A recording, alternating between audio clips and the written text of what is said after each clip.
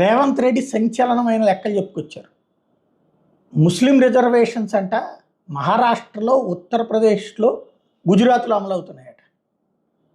అక్కడ ఉన్నటువంటి ముస్లింలు ఎవరైతే ఉన్నారో వాళ్ళు బీసీల జాబితాలో ఉన్నారట.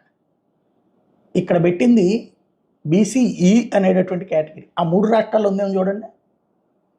ఇంకోటి, ముస్లిం సామాజిక వర్గం మత మార్పిడి చేసుకున్నటువంటి వాళ్ళకి అవకాశమే లేదు అక్కడ. అందులో అది యోగి ఆదిత్యనాథ్ సర్కారు.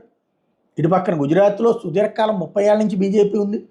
మహారాష్ట్రలో సుదీర్ఘకాలం నుంచి అటు శివసేన, తర్వాత బీజేపీ ఉంది. ఎక్కడి నుంచి నడుస్తున్నాయి? ఆయన ఇక్కడ చెప్పాడు కాబట్టి మనం ఒప్పుకోవాలి అంతే. సరే, అదే నిజం అనుకుందాం. మరి కర్ణాటకలో ఏమైపోయింది?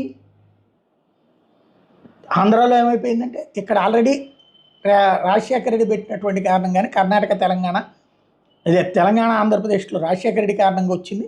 కర్ణాటకలో కాంగ్రెస్